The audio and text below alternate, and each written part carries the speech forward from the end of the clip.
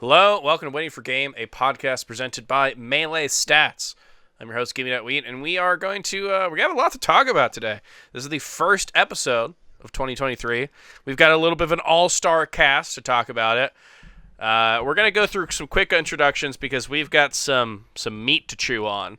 Ambi Sinister, you're back on the show. Good to see you. Chroma, wonderful guest, but unfortunately the man of the moment is Mr. Hot Takes on Twitter. So, Edwin Budding, we have to talk about what you put out on Twitter today. You spoke truth to power, and you found a lot of 14-year-olds in your replies. Honestly, it kind of rocks. Get destroyed. That was my first reaction. Usually, when I tweet something and on the occasion that it gets a bunch of people mad, I'll kind of read the replies myself and I'll get angry about it and usually vent to one, two, or usually actually all three of you and talk about oh my god, people are so stupid. But this time I think it was kind of it was almost like a Joker moment of sorts. Like if you've ever seen that clip of Kadorn when he's playing West Balls and he lags or something, Kadorn starts dying of laughter and he's like ha ha ha or whatever, right? So I found out all about this hours after it happened and after a bunch of tweets were already deleted, and I messaged Chroma about it. I was like, oh my god, did I miss a bunch of alt players dunking on me? That rocks. That's so sick. I'm not sure if you can have Joker moments. You've already become Joker years ago. Prestige Joker by now. Joker prestige. Joker does not have Joker moments because he's already the Joker. I think you're way past this, my man. Yeah, I don't know what it is. It's like I keep, yeah. Why do I keep coming back to this? This is what Slime doesn't understand. That he thinks you have no shame. You've just been Joker-fied 5 times. Don't get me started golden with gun at this point. Don't get me started with that guy. No, we're not going. Hey, instead of that, can we actually talk about what the tweet is? Because I'm sure. Yeah, sure. Did it hit 1K likes? I think it did, but it reached 100K views, which I can't believe. Okay. So you've got a viral tweet on your hands, but maybe not everyone's seen it. So if you want to go across what it is for the viewers.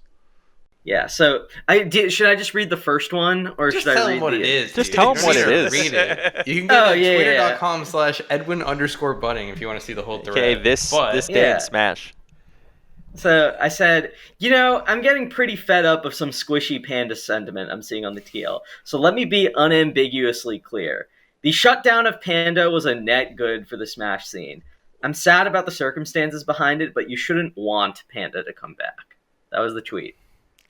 This was not taken extremely well by all. This did not hit real good with some of the ultimate people out there. But it also did not hit. It was very polarizing. It was a good tweet. I'm going to say it. It was a great thread. It was a great tweet. It had a lot of good points, which was, we liked the people. It was cool having some of that infrastructure, but it started to control the entirety of the scene. And then what they were doing was malignant, right? Putting everything under their aegis, which also Nintendo controls too. And then there's no grassroots.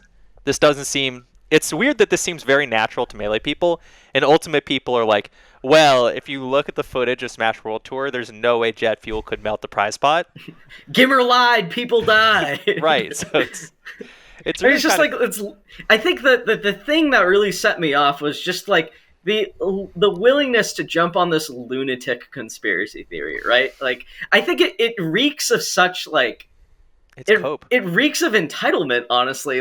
The idea that this other, technically competing stream production group or whatever would, happily take this risk to lose hundreds of thousands of dollars, because they knew they had quote-unquote community goodwill. First off, I don't even think the second part is true. Smash Bros. 2 was made fun of a lot, but, even by us, we criticize VC all the time. This is something that I think the old people really didn't understand, that, BTS coming out to defend Video Game Boot Camp. That's those two fucking hate each other, dude. Dude. That's not a small thing. There's literally between that split and between the split within the community between those two factions or whatever, it takes a lot for both of them to let alone work with each other or whatever, but to actually be what this person is saying is actually true, and for the good of the scene, we both agree that the public should know this. You have to really separate people for it to get to that point.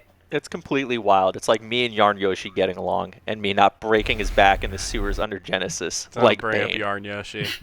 I think if you say He's his not name here to 3 defend times, himself. he appears Yeah, like he's that's true. Beetlejuice. That's not fair. I'm sneak dissing or whatever it is I was accused of on Twitter today. Vish loves Yarn Yoshi. I do want to point this out. Vish I know is he does. He's Yarn a big Yoshi's fan. biggest fan. So I respond because TK responded and deleted, and I will say this because he's like, I put someone on blast. And I don't really like doing that.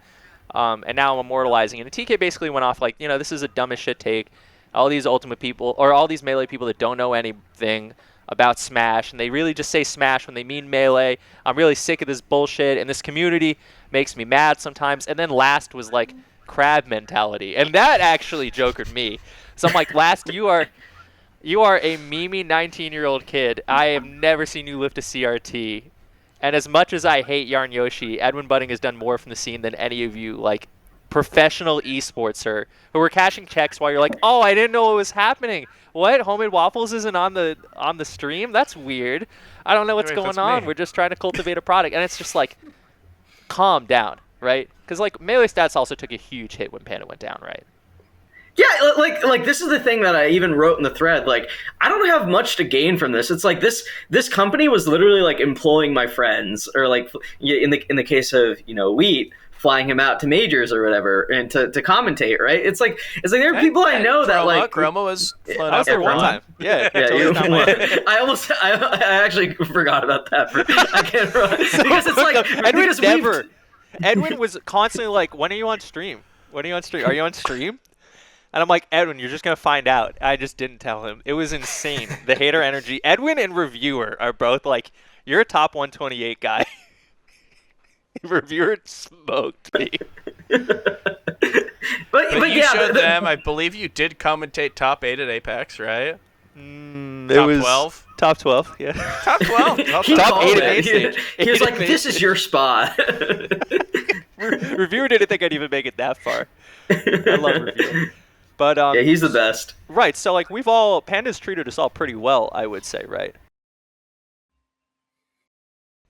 Like I had my professional gripes with them that I've gone into before, but like the point I'm bringing up is it's not like a fun thing It to sucked. say this, right? To live in this world where like your friends and people and potentially even you are getting opportunities and you feel queasy, but like you sort of convince yourself into thinking like, yeah, like it's fine, like it'll work out. That they seem to have like bought it enough there, or they seem to have gotten enough community goodwill, and like towards something that is a net good, and having that all revealed at the end to actually like be creating an even bigger split in the community and hurting community leaders and stuff, it's like it's not a good feeling, right? Like it's not something that's fun, but like that's the reality. And I feel like for so many people in the scene, and obviously between alt and melee, there's just like a communal split between like what they see as their ideal relationship with Nintendo.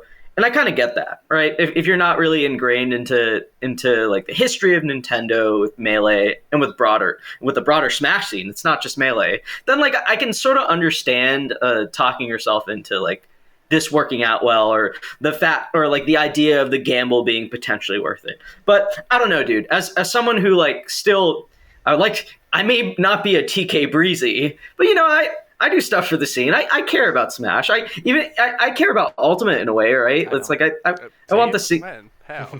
Sorry. I mean, I want them to do like Do you well. know 10 I'd Ultimate rather they do players? Can you name I think 10 right Name now? 3 think I- players right now. Akla, MK Leo, Spargo. Aklo? Yeah, that's 3. No, Akala. Cola. There's You Cola. got 7 more. There's Cola. There's Gluttony. Gluttony. There is How you Light. say it. There's Mars. We're gonna You Proto care so Banham. Okay. How many do I have left? 2 left. You got Left 2 and left. Okay, doesn't 2 count. left. No. Let me think. It's gonna be Um, cool when he guesses. There's a random Japanese name. Onin, right? Oh, That's the Onin. other one. Mhm. And then there is Hungrybox, Hungrybox. or base mage or whatever. Hey, wait. Speaking of which, Or Bass Jake, Mage. See, Jake, that's 10 or Yeah, 11. Bass That's pretty Mage. good. You've mispronounced half of their names. I gave it to him. You're in Hey, the channels. okay. You're in the admin channels in the SSBM rank unaffiliated Discord Oh, where yeah, we they're should go all posting 100. like the graphics of all of these players. Wait, what were you saying? Jake, I've got a question for you. Speaking of Hungrybox, and it's do you believe in the future of Smash? I can't tell if he's a genius or not, because Hungrybox put out the most slow-rolled. Well, first of all, when the questions were being asked to Alan in You this, and I in went this on a interview, call together. and they were like, heart to and heart. Hungrybox will be closing it out. I'm like, oh, Jesus Christ, it's over. Yeah, I Somehow literally went Panda's like gonna- this while listening to the recording. I was like, like, we're all oh going my Panda's God. coming back. Somehow, like, they're coming out of it. So Hungrybox slow rolls it and then fucks up asking the question, like, did you believe Melee was a viable product? And the implication being, were you going to kind of throw it to the wayside as soon as you could to focus on what got you easier clicks and what Nintendo liked more and what you were more aligned with, which is the biggest issue, right? In some sense, which is he wanted all the keys to the Melee kingdom, and then he was going to throw it out the window, right? As soon as, Melee Smash Ultimate commentators can't handle the thick, gets 5 million views or something like that, right? But And so Hungrybox almost says it, and then he's like, "Do you still love us?" Oh my And God. somehow, He answers the question that Hungrybox meant to ask. yeah, which is makes awesome. Hungrybox the GOAT, I don't understand. He really did clutch box on him. which was Yeah. insane. It was We like almost- he charged a rollout, dude. It's It just was like, it was charging rollout versus slug. One thing that you said, Ambi, which I actually thought was really good, which I want you to elaborate on, which was you were like, I unironically understand where like TK Breezy's coming from, because we're a community which has kind of been in the dirt at Bits, right? Yeah, dude. Homemade Waffles has been there, 20-person locals recording everything on his laptop, This is what we can say for Scar. This is what we can say for our community leaders. And Ultimate doesn't really have to do that. So if you could summarize what you were... Yeah, I mean, it was funny because your original thread was like, oh, yeah, Edwin Budding has done more for the Smash community than any of you, teenage alt commentators or whatever it is that you said. I'm I shooting think last. that's- I'm sorry, last. Yeah, no, it's okay. I think that that's kind of the problem, right? Yeah. Like, I think that, the fact that Melee has a bunch of Edwin Buddings and Ultimate does No, it not. has can we one. not? It has one. Can we not refer to them as It has- Edwin Buddings? Yeah, no, Yeah, like, it's shout just out like to Barnard. a figure of speech. But, the point here, right, is that, Trade war. And everybody. yeah, I mean, they have people, but, we have, infrastructure. We've been fucked with Nintendo so many times, right? We're so used to rebuilding on top of, the ashes of what Nintendo burns down whenever they feel like it every, 7 to 10 years. We were prepared, right? We had, a bunch of people that could have stepped up and, taken over the rankings, and now we have SSBM rank, and, it all got pulled together because there are people that are, shakers and movers in the community. And, yeah, Ultimate doesn't have that. Their game is younger. Their player base is younger. They have less experience, organizing and, even needing to organize, right? Panda was everything to them, right? Everything that you attribute to, a Meom or a Melee Stats or even, individual creators that, band together, like Walt or whatever, right? Who is that in Ultimate? Right? Who is that not including VGBC and Panda? There really just isn't anything. And I think that, it can get there with enough time. But I think that, referring to all of Smash, and just in general, this thing that Melee players do is that it's we really take for granted how much capacity to come back from this type of thing that the Melee community has. It even surprised me. I thought this Panda stuff was going to, destroy the whole community, forever. I did too. I was like, let's find new hobbies. It's over. There's nothing we can do. I thought there was a chance it might turn out that bad. I thought Wheat was going to shoot all of us. Yeah, I mean, I was thinking about it. Respect. My thoughts on that are kind of there for the grace of the coin flip go us, right? We tend to be an older scene. We've survived some stuff, and so we have a little bit of that survivability bias, which we maybe attribute to our game being sick, but in reality, it's probably a lot of different things. And then, weirdly enough, Melee not being as mainstream probably saved us. 2GG came in and really ran a lot of the infrastructure, and if you didn't fuck with 2GG, you were pretty much on the out. I knew commentators that were just, boom, done, right? There was a point in Smash 4 where they announced plans, and this didn't come to fruition, I believe, but they announced plans to throw one major a month.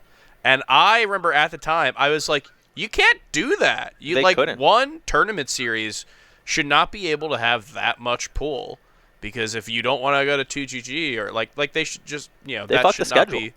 Yeah, exactly. And they burned money, and no one could keep up with that. Yeah. So they had that, and then Panda, a somewhat similar thing, but weirdly enough, maybe more benevolent than 2GG. And then honestly, on the social side, I think anybody with a heart gets just harassed way, way quicker in Ultimate, and we know that. Yeah, like I'm not even. It's just going like very into that. big too, right? Yeah. Yeah, no, I think that it's there are a lot of reasons, and you can point to specific things making that more or less likely. But ultimately, I do think that like a world of Melee without Panda is not only obviously easy to imagine for Melee, but like we've lived it for decades, right? Like Panda wasn't like a central component of the community's infrastructure like for many years. So when it exploded, the big concern was mostly social, right? It was like, okay, is this going to like split the community? Like how are we going to do rankings? Like what's going to happen? But you know, we were all mostly aligned, and that's I think what ultimately saved the Melee community with regards to this whole thing.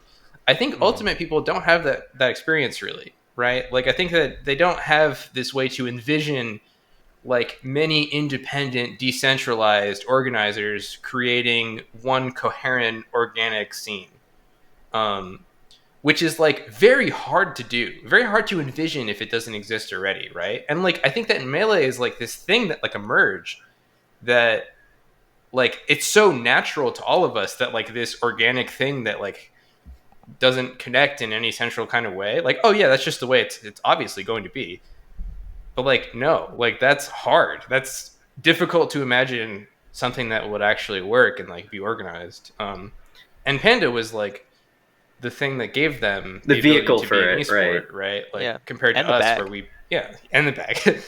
Like I do wonder that I do wonder how like because I agree that the alt player base is like much younger, and same with just like the general audience, but I do wonder how much of it is like crossed over from the previous installments also, right? Because I think that's a factor that kind of goes into to viewing the whole infrastructure of the scene. That like there's a lot of young like kids and new generation players, but like there's a good portion of the alt scene, including leadership, that came from the Smash 4 days, and before that, from Brawl also, right? So I think there's a couple I think there's a few interesting dynamics there as well, as far as like generational passing on of like responsibilities and stuff like that. I think they'll find a way. Like the game is too large, and there's so much interest in it.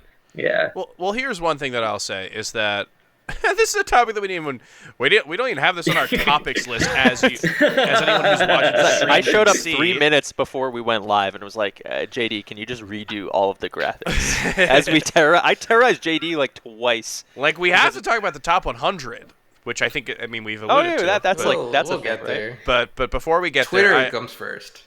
Twitter always comes first until it does. The discourse. Can I finish that one out really quick? Yeah, real quick. I've got one thing I want to say about it first, and it's just Please do. I mean, I agree with everyone here, because I think that the important thing to say in all this is that the same like brainworms that makes everyone in Melee like go into Melee and devote all their time to it. The four of us here and the 16 people probably watching on stream at live. Hey, how's it going? It's an Ultimate as well, right? We've mentioned some people kind of offhand, people like Barnard Zalou, people like Kaneki, people like Trade War. This exists in Ultimate, but the fundamental like infrastructures, as we mentioned, is completely different. So that's why I have a complete faith that if Ultimate continues to be something for years to come, which, based on kind of what we know about what is said about the development cycle, how that's done, and how there's probably not going to be a new game in the near future, I imagine that Ultimate will continue to grow, and having that like space where there's not going to be any fundamental changes will probably allow infrastructure within to grow. I mean, there's definitely been stuff, if you look pre-Panda, in Brawl and Smash 4, there was groups that existed that did stuff, but it just kind of, when one comes in and has a lot of capital and has a lot of ability to just kind of run you over, a lot of those things just tend dying off, and you see like remember Clash tournaments? Now the avenue that makes most sense for Chia is to work for Liquid instead. Like there's all this stuff like this where it's like, yeah, if one comes over and just buys up everything, why would you stick around trying to fight for the scraps? But now that that's not the case, I hope we see more people band together, because literally there's nothing that makes us like uniquely different in a way that is not achievable on Ultimate's end. It's very funny to see names like MIM and Melee Stats thrown out when MIM does not exist except for every time they want to do an episode every like 2 years, and us, who I would not say are like we put a lot of time into this, but yeah, I would not say that we have some sort of secret sauce that this cannot be replicated on Ultimate's end. So I hope to see it, because there's good individual work that's done, and like we mentioned, it just needs to be done on an infrastructure level, and without Panda, that's gonna necessitate growth in the future. So I think it's gonna happen. Jake, Chroma, what were you about to say? Yeah, I mean, I think at the end of the day, someone was like, why didn't you just like add TK? And I'm like, well, first of all, because like the biggest thing is I know how just raw it is for everyone who just watched this all collapse, right? And I think we're definitely justified in saying some, kind of angry or dumb shit when that had happened, right? I am kind of disappointed watching, like, I don't get communism, who is nominally named after being, like, very leftist, right? Going to bat for a corporation and saying, well, technically they didn't tell you to C&D, and how could they lie in a press release? And I'm just like, this just sounds like cope. And, like, I get the cope, right? But there's only, like, some level that I'm going to be okay with. And then the one player was like, this was a witch hunt. I'm like, I don't know what to tell you, man. We all hated this. It's not that complicated sometimes. So we're all kind of finding that acceptable level. It is weird that it started happening after Alan got clowned on again. Just a weird time to like start rebranding, because it felt like they could have just pushed it all on Alan, and now they're like, well, no, that guy was spitting. Pretty unnecessary part to the entire thing as well. He kind of reiterated what he said before. He kind of went over, like some of the stuff that he said that was pretty key to being on his side, he went against in this new one, it was kind of obfuscated by the fact that he said he doesn't believe in Melee. So everyone was like, no, dude, look at Turn Down for Walt's subscriber count, without paying attention to probably the more pressing issues of him still shoveling SWT conspiracy theories. Edwin, I saw that you had some sort of point where we're going to get into the top 100 at some point, so if you got anything to say, top let it go. And then we will we'll talk about what's going on with the top 100. Sure. I guess the last thing I would say that this really struck, or like kind of made me think about, is that whatever comes up in terms of like what, like you mentioned Melee Stats and the fact that we don't have like some secret sauce or like something unreplicable, right? Like I think there's all these different groups and organizations or potential ones that could make a really big deal in Ultimate, or make a really big impact. But the one thing I would caution that I really hope people take to heart from this is that like Smash is at its core. Taxes. Yeah, Smash is at its core. It's grassroots and decentralized, and like roles and responsibilities are distributed accordingly. Like I think anytime there's an organization that steps in, or like anytime an organization, like say from the media space, that's suddenly into media and events, into all the stuff, I think you should be naturally very wary. And I know as a Melee players, we're kind of used to that, but I really hope that alt players and that like the rest of the scene as well sort of start taking this like not necessarily negative approach, but just like power and like centralization skeptical approach. They are definitely in the Venn diagram of young enough to fall for types of things, and also popular enough for grifters to come along. Shout outs to Thunder Smash. Shout outs to MBG. Shout outs to what else is I'm sure there's been a ton more. But yeah, they've sure. They've definitely been targeted for more stuff than Melee has, just because Melee's scene is older, and their top brass is more used to this type of stuff, where they don't tend to fall for this. They kind of see cheap stuff. They see down the line a little bit on some things. But yeah, I think it's a good note to end it on. And I mean, it's everything's connected, right? We're going to talk about the top 100 here. It's literally the one of the marquee things that Panda brought to the scene every year, especially for Melee, right? If we're talking about what Panda gave to Melee, this was one of the things. And by gave, I mean rebranding from something that Melee and Omni created. And to use that as kind of a springboard, I think it's kind of important to intro SSBM Rank 2022 a little bit, because I know that we alluded to it on a prior episode. I think Blur was on, and he like pushed me into saying we were doing it, and hey, look where we're at. But yeah, the top 100 has been something that almost all of us here have worked on. Melee Stats has been involved with for probably, I would say, I think some people had ballots in 2016. I know that I helped on the 2016 one.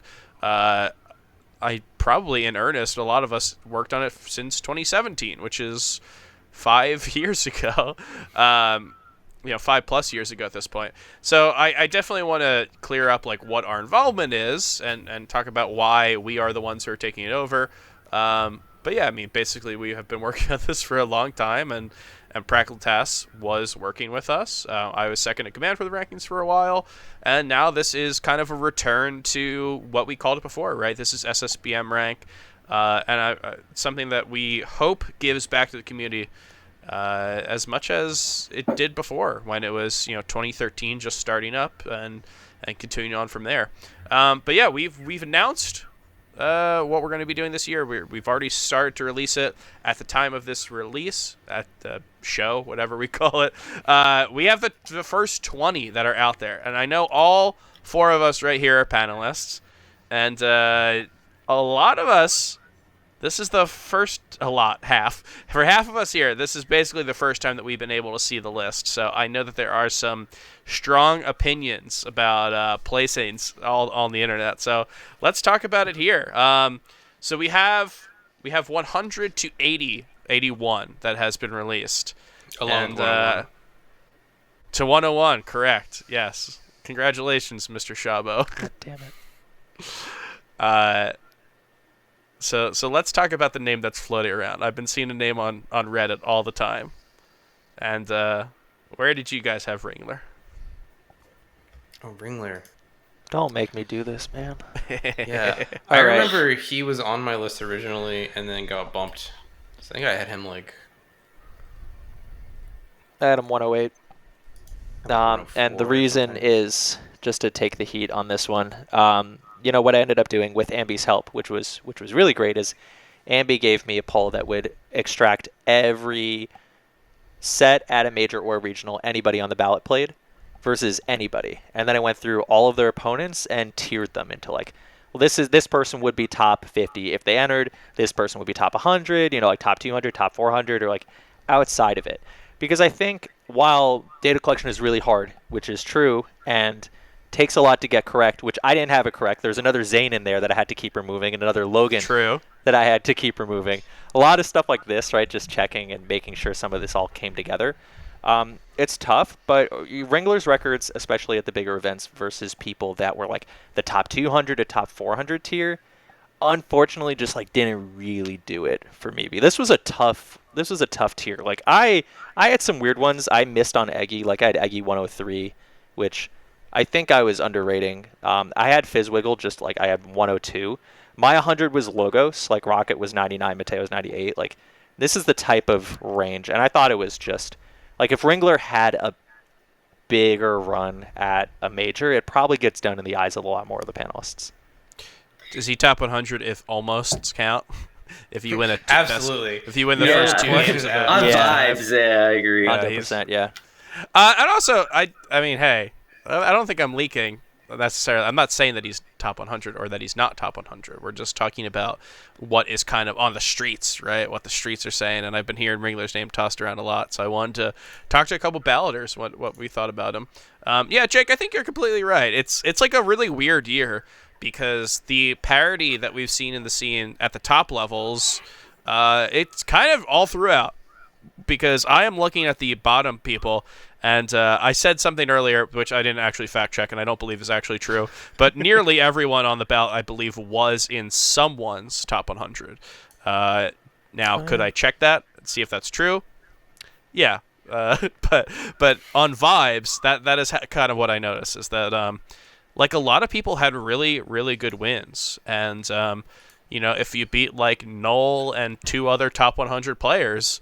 that might not be enough to get you top 100, right? It was a absolutely really not, weird no. year like that. So, yeah, I think some people probably looked at some of the specific losses. I know Cop was a loss, God's Only Son, Genghis Connor. Like, he attended an incredible amount, which is something that not a lot of people did this year. But, yeah, I'm not sure for me personally he passed that threshold. He was pretty close to top 100, but just outside for me. Should we move on to a more... I think chat is going crazy right now. They're all coping really hard. Should we go into a happier statement? Yeah, there was a good question in there, which was how hard were the ballots this year? For me, what I felt was that, like, there are going to be some spicy things near the top, and we can come back to that. But I think, like, probably about, like, the first 14 or 15 is pretty set. There's some debate, but, like, most of it's pretty stable until you get to about, like, 40, 45. And then, like, below that, it's a total mess until you get to, like, maybe, like, Essie. It gets easier somehow. Yeah, it got easier for a bit, and then it gets super hard. Like, I had Rom 85th, and Rom is probably not going to be top 100. I want to get into Rom. Are we gonna talk about Rom? Edwin, talk about Rom. So I truly think that Rom, I was just complete. Look, I'd followed this guy last year, but when you really see his resume of just like wins at regionals, at locals, even his major performances, while not like Omega standout, are still pretty good. When you just see it all put together, it's like I was just caught completely off guard by it. I was like, oh my god, I knew Rom was good, but like 9-2 versus Umarth? What? And then you see he's up against like other really strong Cali players, and it's sort of like so what I typically do, just as like a starting point, is I try to collect like wins and losses, like head to heads, but similar to Chroma, I try to group them together. So how do you do against like different groups of people, right? He's insane versus like below top 80. Yeah, and it was just like he was beating them. Like Umarth is someone who I would consider like in the probably like a safer pick for top 100, but probably in the like the lower quarter of it. Yeah, and for someone, he's been revealed. Yeah, for someone like Rom to just like beat him and beat people around that level like quite consistently, and to also like punch above his weight class like out of NorCal and stuff, even if not necessarily at major events, I was just really blown away. I think he's going to be remembered by the nerds this year in a similar vein to like Lint in 2018. Okay, so I think that's a little extreme. I think this guy is so good, dude. Extreme. Both He's beating the Falco. Nards as Falco. No, I think the Lint miss was so insane. Like I remember all of us had Lint in like the low 80s. Oh, that was weird. Like, yeah, that was heinous. that was an evil. I have a conspiratorial take about Lint not making the top 100. Is it related to another Falco player? Is it Ginger? Yes. Yeah, okay. I knew it was going to be. I will just say there's an article on my website called Invasion of the Ballot Snatchers and Other Stories, Decorrelated Errors in Panel-Based Voting. Read that. That's my opinion on Lint not making the list. That's But yeah, so to bring it back to ROM, speaking of my website, I guess. So I was the data lead for the top 100 this year. And as a result, I get to do all the fun visualization stuff that I've never gotten to do in previous years. And as being the guy that actually gets to do that. So what I will be bringing back this year is those violin plots that I made that one time. Yes. Which talk about the distribution of votes among the panelists. I'll probably do so with the highest and lowest votes removed. Because some people had some haters. I will say that. There's a couple people where like there's like one vote that's like 35 points. They're haters. I'll say that. Because if they're not haters, then they're just dumb as rocks. Yeah. I sincerely hope there's haters. So there are some haters. I will say that. There's some haters, and I would like to remove them. I don't want to do like all the outlier removal stuff that was necessary for assembling the final list and making this, but I'm going to bring back the plots. And I'm bringing up the plots because I think that ROMs is really, really interesting, because you can tell who like did the effort of going into ROMs locals and who didn't. Because there's like a big clump like in the area where he ended up landing, and then there's like a very, very, very long tail that goes very high presumably to Chroma's ballot. I will might have not been confirm high or on deny Rom. if that's the highest. I had him ballot, at but, 89. I was very bullish. There's I don't know definitely, if- there's definitely a very high tail for Rom reaching upwards compared to other players. Which, like, that's fine, right? Like, I don't agree with it. I had Rom in the top 100 as well, but I do think that, like, whether or not you want to count locals, or look into them at all, or like use them for evaluating how good or bad players are, like that's kind of the point of the panel, right? Mm-hmm. That's why it's not ambi rank or what have you. So I don't agree with it, but that's the way that we get the list to be as good as it possibly can, is by pulling together all the opinions from the community. So alas. I told Jeremy that I wouldn't roast him today, so I'm not going to roast him. But I feel like you just roasted him by saying that. Not necessarily this is a roast, but this is actually the problem with ETOS rank, in which Jeremy, I think, at most points, and you have to say it was a pretty reasonable ballot. I mean, it wasn't fundamentally insane. I've certainly seen much worse, and I thought it was pretty good.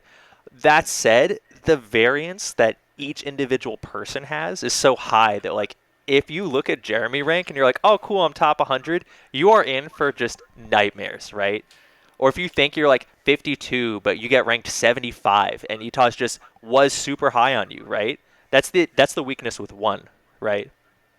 That's why the ensemble kind of always works better. Yeah, I mean, I wouldn't be surprised if a few players ended up in different spots. Would you be surprised in Chroma?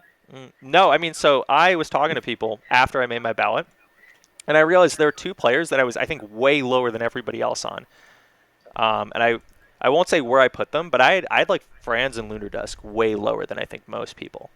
And I was surprised because I like both of those players, and I was like, well, okay, I'm trying not to be biased, so I don't know if I like put hater energy in, but I was just really careful about those, and I just said, oh, okay, well, maybe let's be a little bit careful there. Like Khalid, I had 90th, and I thought, well, I know Khalid. I pay attention to Khalid.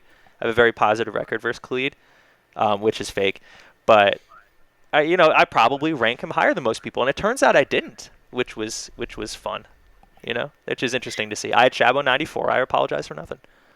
I will say I had 3 players in the mid 30s, or in like I ended up with putting them in the mid 30s, but I initially had them in the mid 40s. I will not reveal who the players were, but I talked with Wheat and Ambi about this, and both of them were like, dude, like, I know where you're coming from, but like, if you're making a list off results, this is just wrong. And I was like, yeah, you're right, I'm wrong. So there were a couple people like that I adjusted. I think more for you is the people that you had to adjust up rather than the people you had to adjust down. Because you had a couple that you had to pull down, but like they were only like very beloved players everyone loves and respects and thinks is really there are a couple controversial people. There are definitely like a couple people that you're like, I don't like this player. I'm going to rank him really low. And we're like, I know you can't do that. Well, I think part of it was me. Right, it was come on.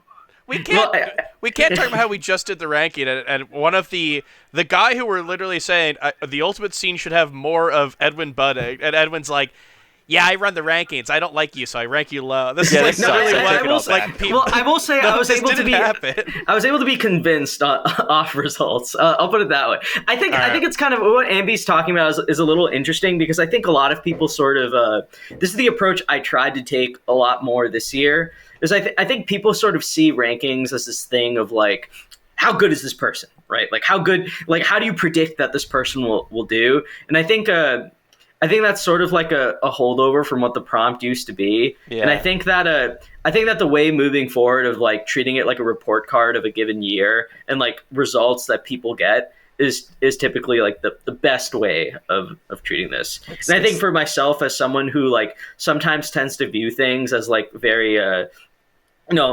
predictively, I think it's kind of good to detach yourself from that and to see things in terms of like, okay, what did this player accomplish? How unique is this accomplishment, and how meaningful is this accomplishment, right? So I think those are just some things to keep in mind. It's interesting to see how a panel sort of subjectively weighs these different things. You know what? Talking about that, we're of course also going to talk about we're going to make some fun predictions for the year of 2023. And we've got some questions. Not really, but we'll figure out some questions. not to say we're moving on from this topic, but I think a fun thing would be, we're talking about how subjective this is, and how the list works because you take a bunch of people's subjective opinions and you kind of form it together and it kind of roughs out the edges. Who is a player that you guys think that you had who you're thinking you might be the outlier on? So Ooh, I have to look at my ballot one more time. I originally thought this was Null because I looked at Null's records at big events versus people I had like top 200 to top 400. It's terrible. It's really bad. But when I went through, I realized that where I had Null was somewhat undeniable. I don't think I'm the outlier there. Somebody that I think I'm the outlier on would probably be looking at this. Actually, come back to me. I had an answer, but I got to come back to it. Here, I'm going to say my answer, then there's actually an interesting question in chat that maybe we'll get to at some point. And it kind of goes into what this question is. So it's about how to, what is predictive versus report card? What does that mean? How do these views differ?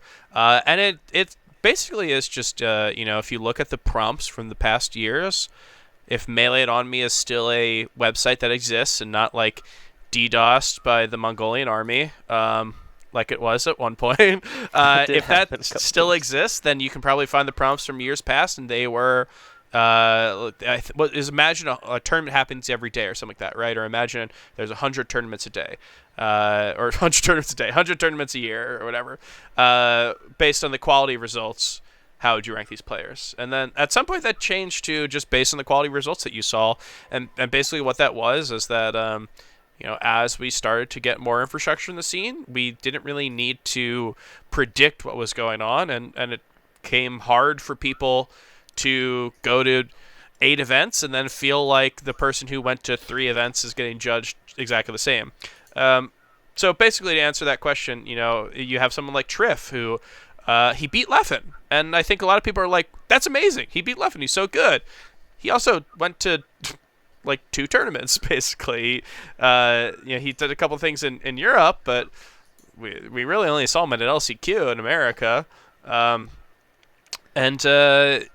think people dinged him for that. I personally did. I'm not sure if anyone else did, but definitely would rank him lower than everyone else who beat Leffen this year pretty solidly, because it's the difference between like being able to attend a lot and being able to not attend a lot is something that we think about when we try to make requirements, but people do care about it. And I think a player that affected me personally was Cobalt. I think I had Cobalt in the 70s, and I remember talking to Edwin, who's like loves Cobalt for some reason. Not for some reason.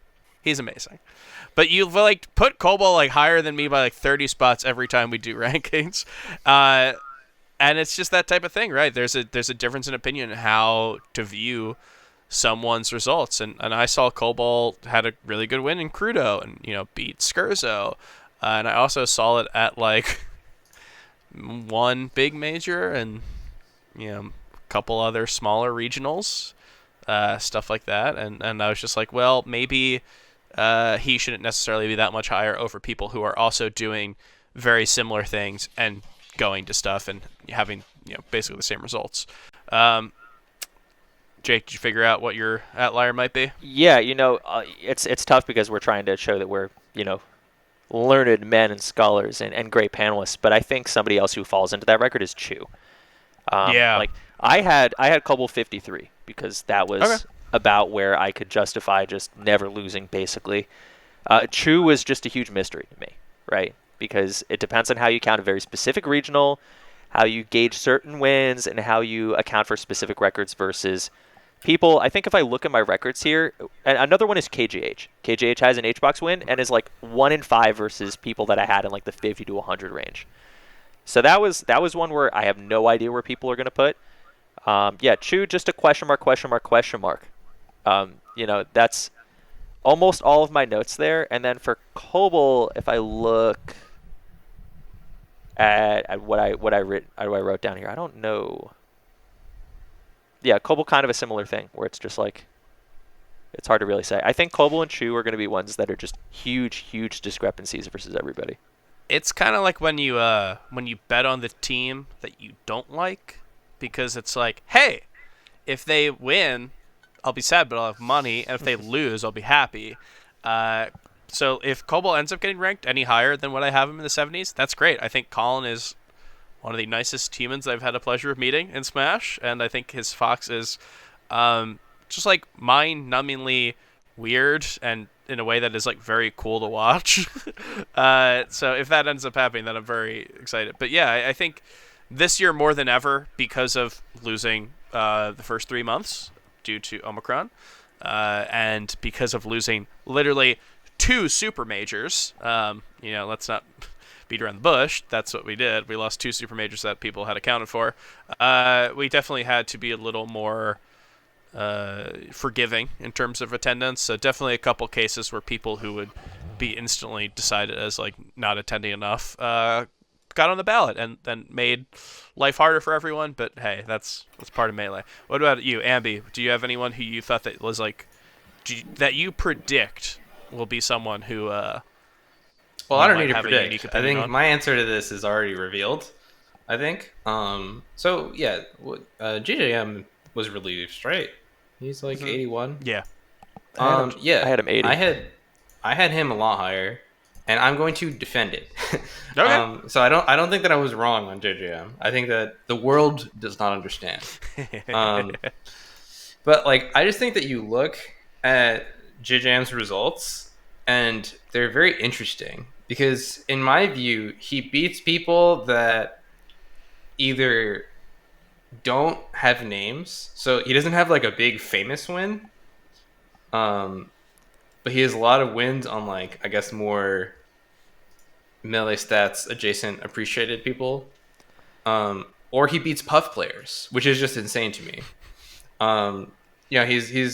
He beats up like Dawson, he beat Toussaint, was that like SmashCon, he beat like Null and Ben, I think. Yeah, he wins very contextually impressive sets. Yeah, no, like every time I see him play, he just wins some set that I give him 0 probability of winning, and then it's like, wow, this guy's nuts. And like I kind of feel similarly to JJM as I do to Grab. I think I probably wasn't super off on Grab because I think that once you go higher in the list, I think it gets contextualized a little bit better. But Grab's run to 9th at Shine is a really good example of this, where he runs through Vortex, Mateo, Polish, and Doc Lob. Right? And those are all like very amazing players, but like that's a run to 9th featuring like 3 players that like we know are super, super good and underrated, especially Doc Lob, who like most people like didn't know Doc Lob existed. And like that set was insane. You'd go watch it. It was streamed on the side stream. I think that was a really cool set. A super, super close Game 5 set between Doc Lob and Grab. And I think that like maybe that doesn't go as appreciated as I think it should compared to like a KJH who beats Hungrybox and winners and then like otherwise has like a pretty normal event. So yeah, I mean, I guess it depends on how you evaluate, but I generally seem to gravitate towards players who have these sort of quiet runs rather than players who get the big wins, because I think that I'm trying to like fit the center of their performance Gaussians rather than evaluate their best wins, because I think that it's like your philosophy on how you rank players is different, and I guess that all gets averaged together in the panel. But I was high on JGN for that reason. I thought that his wins were super, super impressive. And I'll stick to it. Edwin, what do you think? Where were you? Where did you differ from the masses? I think one of the biggest ones, even though I think there's others that may be larger in terms of like the amount of far away, but the one that I think is like the most significant as far as like the difference in perception that like I think that people just wouldn't agree with me on is I think Toussaint is quite solid. I had them at 32 in my ballot. And one of the things you'll notice in my ballot, so something that I tried to, like along with what Chroma mentioned before about separating players and how they do against their peers, what I tend to try to look at is how players do against their perceived group, right? And if a player is like 12-4 or something against their perceived group, typically that correlates to them sort of like, typically being in the top portion of the group, right? So I think Toussaint was in this very weird spot where, despite one DQ from a major and a very puzzling double 3-stock loss at Beezy's just a beast. yeah, just a truly bafflingly like anticlimactic upset loss. I thought Toussaint's records were like really, really strong. So it's like, you got a couple lucky wins in there. You had Toussaint winning Wins a on nightclub. lucky, by the way. Yeah. Before you get canceled again for miscommunication. Yeah, All of Toussaint's wins are lucky. There's no skill. Yeah, right. Yeah. Unlucky, right? Yeah, they won a nightclub over Aklo, which I think is certainly like this. It's not like a major feat, but I think it is something like pretty unique It's a local as far feat. as far as people who are very strong within the region and everything. I don't know. I think Toussaint was really impressive, and they're someone who I think is I don't think they'll end up in the early 30s. I think that it's more likely that they'll end up in like the early 40s or something. What But is to me, early? like the I don't know. significance, like maybe like 42 or something. Okay. If I had to I feel guess like where we they always end do up. this every single year where it's like, that's like a low 20s. And it's like, no, I- I'm 22. I had Toussaint 33, kind of for similar reasons, like versus my people I thought were like top 30, maybe not top 30, but top 40, like 7-4 or something like that. And very solid records outside of some kind of funky ones, like I think B-Bats gets in there and does very well versus Toussaint, that sort of thing. No, I wouldn't be super surprised based on both of our ballots, but that's why there are a lot more, right? And we saw some wild ones. So we are going to we're gonna have an episode next week. We're gonna talk about Genesis, of course, and I think there is where we can kind of dig into the list as it's been released a little more. Talk about some of the stuff that has happened in terms of some of those like middle ranks, and then maybe that's where we can talk about what we think in terms of top 10, what we expect to see. But for now, does anyone any things that we want to say on our rankings before we move on to the next topic? I got one thing, but Edwin, go first. Okay. One thing I would say is that I was a little surprised to see JoJo not make it. In addition to their strong like local results, obviously, I thought they actually did pretty well at Apex. Beating Doc Lob, which I thought was a strong accomplishment. And I know they didn't really travel that much outside of the East Coast. Like I know they didn't really have a great pound, but given the sort of solid quality of their results and their name recognition, I was quite surprised to see them not make the list. Yeah, one thing I'll say, I know there's a lot of people out there who are, who were kind of like wondering if this was going to be a Mickey Mouse list. When it actually all came together and like the ballot was made and looking at everything, I was pretty impressed by a lot of the people there. Like the difference from just vibe testing to looking at the stuff, which really changed my opinion on a lot of stuff. And yeah, I mean, when it comes to any single year, you're going to get snubs, but this one felt a little different. Maybe it's just that long since we had top 100, but this one felt like, wow, yeah, that person didn't make it. Oh, I could see this person making it. Really, just feels like that whole section right there. I mean, we mentioned regular. I feel like there's a ton. We mentioned Rom, JoJo. I feel like there's so many people who we have not mentioned who could still be in that section right there. Yeah, I mean, you just get to that point where like suddenly it's like there's a lot of threats who aren't even top 100, and that's a good thing for our community. And I hope to see that continue, because a lot of times what we'll see is the people who end up just missing out on top 100 usually do pretty well the next year. So I hope to see that. I think if Chroma. I could just get a quick word in on that front. I think that almost every single year on the year-end top 100, I feel like the 90 to 100 range is either very inactive players or kind of stragglers. And this isn't like to flame anyone in particular, but I do think that usually there's a drop-off near the very end of the list where it kind of feels like we pick 100 because it's a really nice marketable round number rather than it being like the appropriate size of the PR. And like you go to like local PRs, and sometimes they go to like 13 or 8 or something, depending on like where Or there's 50. a clear cutoff. Where there's a clear cutoff for like these players should be recognized and these players probably need to grind a little bit more to get recognized or whatever. But like we picked the particular number and we're sticking with it, right? This was the first year I've worked on a ballot where it felt like that number could be greater than 100 rather than less than 100. And that definitely sucks for the people that get snubbed this year, but I do think that like the snubs were very powerful this year compared to like Lint not making that one year, being kind of insane. This year it was like, oh well, like 90 to 115 was like all very, very possible to make the list. And probably like I remember we did some work on how many players made it on a list, and like virtually all of them did, right? If I remember. Yeah, I vibe checked it, and most of them did. But yeah, So- I mean, that's the difference between what this top 100 is and what a top 100 that just done by one person. Like, we could have seen so many different people on a top 100 because the ballots themselves had a lot of unique people in the top 100. And that doesn't, Ambi, you're right, that doesn't always happen every single year.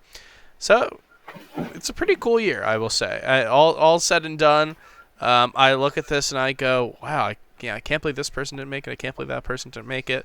And then I look at the people who made it and I'm like, yeah, I wouldn't kick any of them out to make room though. It's really, really difficult. It's very tough. There is one thing that we're not talking about, which relates to the Mickey Mouse-ness, which I think it's a good list. I think it's a solid list. Oh yeah, that we banned H-Box. Oh, of course, yeah, as part of the Team Liquid buyouts. No, I think so one thing that I'm going to admit to right now that made me kind of frustrated when I was thinking about it, because a lot of people write checks that their mouth can't cash, promising specific players, specific rankings, talking about where people are clearly right now, and it creates this notion that like there's a live ranking going on, and if this person does this or that, then it'll improve from there. I'm talking about like when I looked at the entire year, I had AMSA second. I did not have Mango second. And I felt like a lot of people were promising Mango second before Scuffed World Tour, and I looked back and I didn't feel that way. If you look back at the first, I'll call it the first third of the year based on big tournament density, there were times where Mango was just not beating anybody in the top 10. Like, was losing all of those sets. And at that time, AMSA's worst performance was losing to like Joshman and Moki, which you can definitely knock AMSA for, but was consistently beating top players and contending to win events and beating the people that could win majors and did win majors. And I thought that was a huge difference. I thought their second parts of the year were really, really close. I am someone who doesn't really think of the offseason very much, and I also kind of discounted Scuffed World Tour, but altogether it was very close. I did give it to AMSA. And I feel like there might be this perception that if Mango hadn't entered Scuffed World Tour, he would have been second. I don't really feel that way. I was wondering what people thought. Yeah, so I think we're going to talk about more of what our top ballots look like next week, but I think this is a great thing. Yeah, there's this kind of prevailing idea that people will have a bad performance, and they're like, oh, my rank is hurt because I did this. Like, I shouldn't have entered. And I don't really agree with that take that you shouldn't enter things because, people will maybe like look at people. Here's a great example. I think people are going to look at SFOP, who we all know did well this year, and they'll go, if I only entered 3 tournaments, I'd be just as good as SFOP. And it's like, well, let's say you went to 9 tournaments. What's to say that, like, if you go to 3 tournaments, it'll be your 3 best as opposed to your 3 worst or your 3 middle? Like, it's this really like hard thing to say, and like there's definitely people here who attendance hurt them. There's definitely people who lack of attendance hurt them. That is, there's definitely people who positive attendance hurts or helps them. Because how often do we talk about Kudoran losing to Panko or Kudoran losing to SFOP? Like, I really don't hold all that against Kudoran that much when I'm talking about top level players. I'm not kicking him out of my top 15 because of that. Because guess what? He goes to everything, right? I don't really agree with this idea, and it's this interesting thing that I haven't brought up yet, but I tend to bring it up like clockwork whenever we talk about rankings. It really just so much can change. If it were 1 week difference, maybe that'd be different for someone. But honestly, I always said that if you switched it from Genesis being the beginning to Genesis being the end, I think that changes it. Like that shift of just like a week or two. Suddenly it's a completely different list. It's just, the thing that we're doing is not a live thing. It doesn't go with what's happening. It is like historical in the sense that we're looking at a very specific period. and that can change. And yeah, I hope to get more into Mango versus Zomsa, because that is a pretty hotly contested debate, and by the time we talk about it next week, probably will be even more hotly contested. But I want to hear what the other people here think just about this idea in general. Yeah, I have some thoughts if I could get in. So, yeah. So I think that the first thing that I will say, without saying anything too specific about people's ranks in particular that are not revealed yet, is that when I do post these violin plots, to talk about like where the distribution of votes was, where like which players had like very nicely formed Gaussians versus which players didn't. I think that this year, more than other years, it's going to be very important that the standard deviations of all of the panel votes for particular players will be revealed alongside. And like that information isn't in the player cards. It's definitely like way too nerd adjacent to be like in like the main presentation for the list. But I do think that like understanding that you have to condense a list of numbers representing the ratings that the panelists give into a single point is like a very complicated problem, right? Because if you have one player who has a very small Gaussian and one player that has a very wide Gaussian, like you have to represent both of those with a single number and order them. So the number that you choose doesn't usually tell the whole story, which is like why I'm releasing all these things after all the list is all concluded. But like a lot of these players have points that are very close that are having varying different levels of noise, like could easily go one way or the other depending on like if Saturn is in the 7th house or what have you.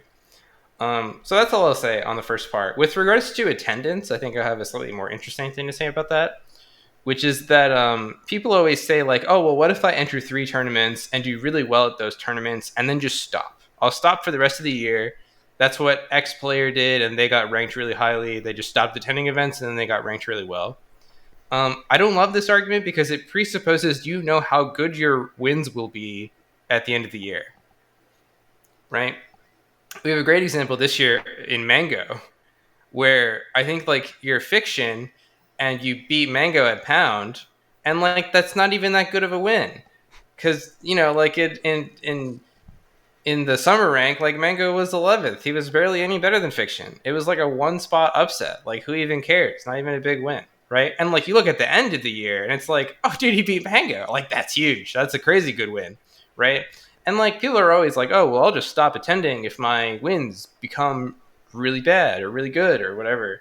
And it's like, dude, like you don't know what it's going to be. Like that's the whole point of assembling the list is determining how good or bad everyone's losses are and how good their wins are. And it's like if you have perfect foresight of the future, you could potentially coordinate this. But it's like your really good tournament wins could just end up not being very good, and you're not even considered for the ballot.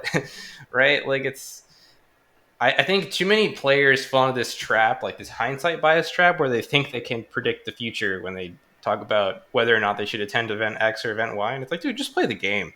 Just play the video game. You don't know the future. You have to do the best that you can in a given season. Just play the game.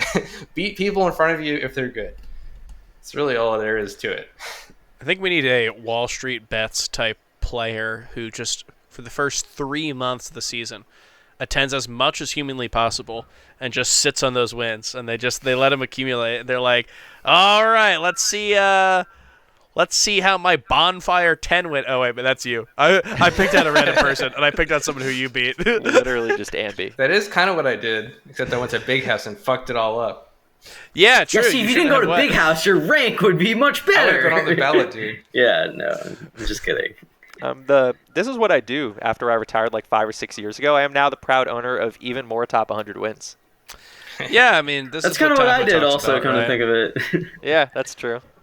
Hey, speaking of predictions, we've got a whole year ahead of us. We've got a beautiful year of depending on when you talk to Blur, either great melee or everything's canceled. So I think we've got some strong brains here, some very smart people. What do you guys see happening in 2023? And feel free to make these predictions. If it's tournament results, that's great. If it's more esoteric about Melee, that's great. Geopolitical strife, I would say let's so we'll keep that for another episode. We'll stay away from that.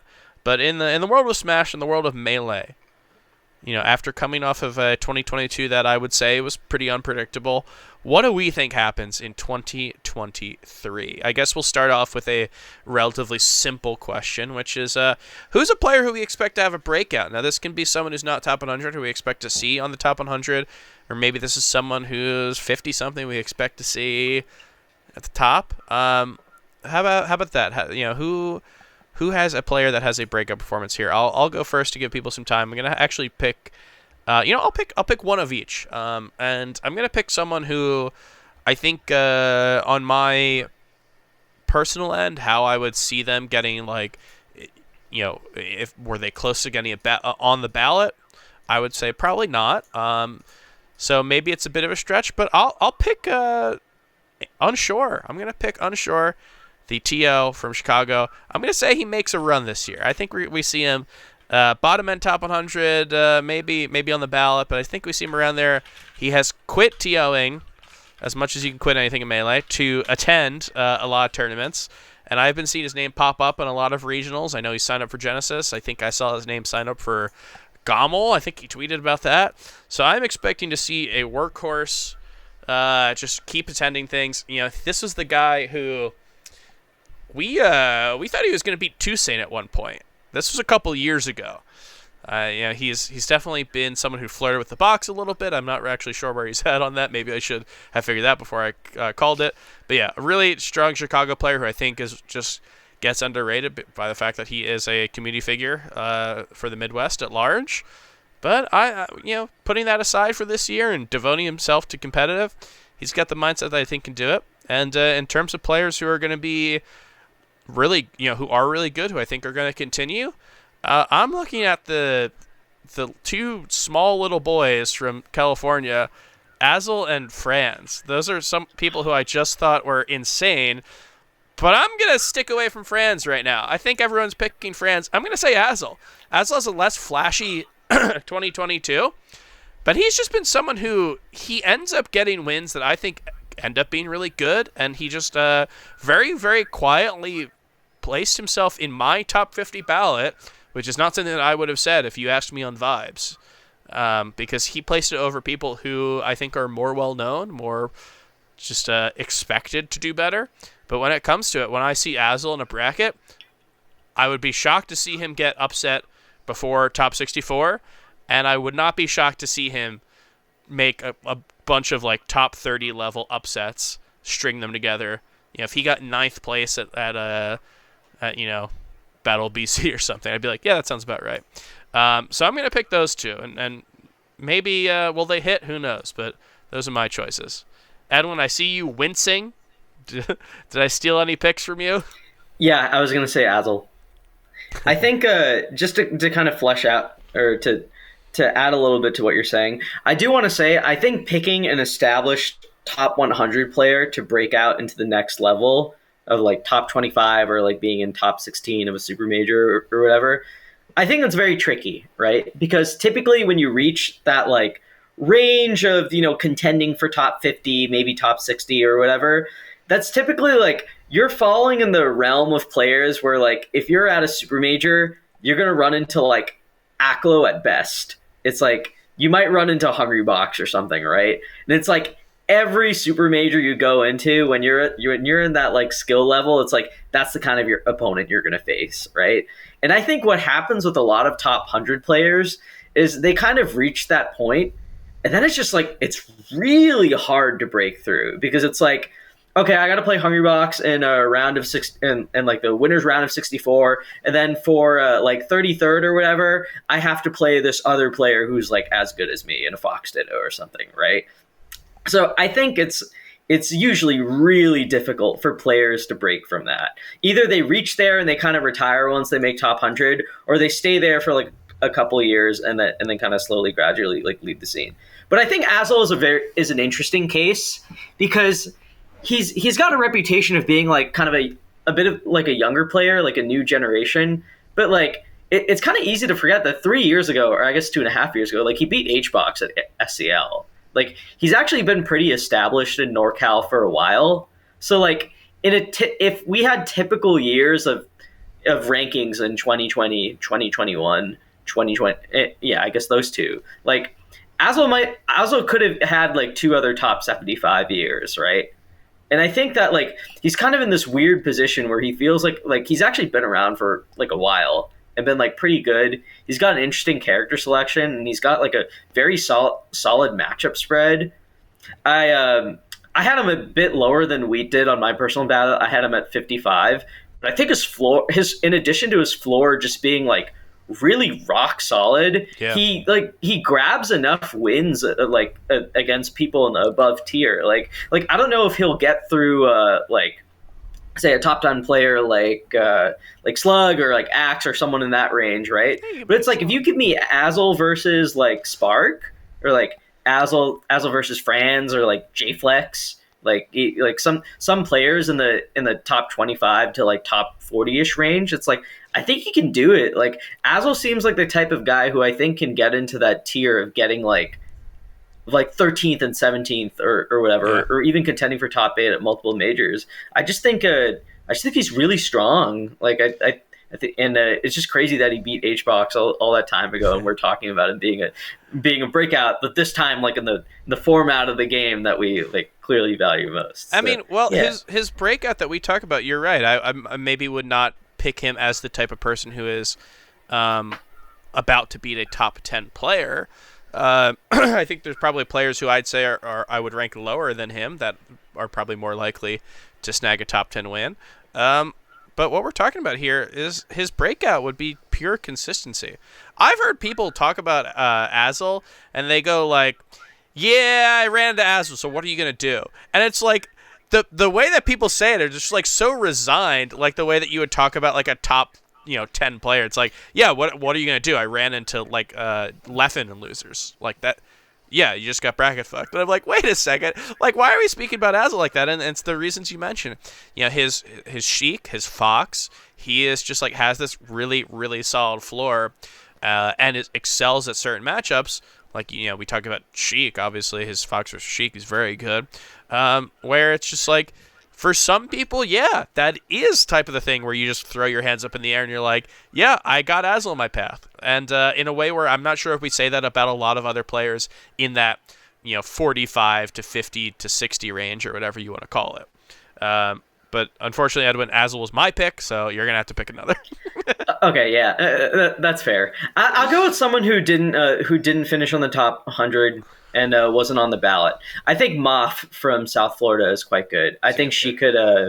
I think she could absolutely take some pretty big names at majors, and she can make her way out to events in the Atlantic South or so. Out of players who haven't been top 100 and aren't like obvious Akir. I'm not really like thinking of. I'm not really thinking of someone who like people like that or the like smart ass who says Flash. Yeah. That's happened in chat. Akir and Flash are big answers here. No, and I mean I get it, but I think they're like almost like, well, there's like this. It's very simple with them. They got to go to events, but I think put your neck on the line. Say unsure. What is he on the Chicago PR? Like, I got a good one. It's a Moff. Moff's pretty good. Moff's easy. All right, I've heard that other people have got good answers. Chroma, you said it first. What do you got for us? It's probably not as good as Ambi's because it's very heavily recency biased because of what I saw yesterday, but ePoodle. ePoodle is just the greatest player of all time. I'm sorry. That might be better than my answer. That rocks though. That's a good one. You see his runs? Smoking people. And it's been nuts. Like beating Just Jason solidly in Marth Sheik. Honestly, like it got so bad that like ePoodle destroyed Beerman so bad that I don't think we're gonna see Beerman again. The commentators were talking about Beerman like he was a dead man after that set. It was evil, right? And so ePoodle is from Yonkers and has just started to go to nightclub stuff. And I think if somehow like ePoodle ends up at Collision or any of the other big tournaments, You could see some wild stuff. And I also always pick Billy Bo Peep, but that's really more of a please come back sort of a situation than it is a, like, that doesn't count. That's even a worse answer than a Kier. Ambi, go ahead. Yeah, so I think it's boring to pick established players, as was mentioned in here. So I'm going to pick 3 players to counteract the fact that my answers are going to be really unhinged. So the first player that I think is primed for a breakup, but probably won't travel enough, but if they travel, it'd be pretty lit, is the Pink Dread, the legend, DZ. God. A DZ. I think DZ goes to 3 majors and gets like 65th or higher on the top 100. I don't know if we'll see it.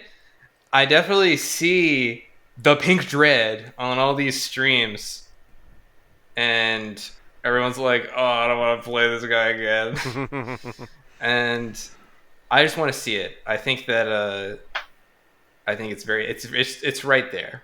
So the other one I'm going to pick is Guava. Oh, Great. I think pick. that Guava's pretty good. Guava could make it probably just from Nightclub, because Nightclub has so many good players. I'd like to see Guava attend majors. I don't know like what the attendance stuff is going to be for 2023. That's a little bit less unhinged, but I also don't think we're going to see it travel-wise. But I have a very high opinion of Guava. I think most people do not know they exist. And then my third answer is Jmook.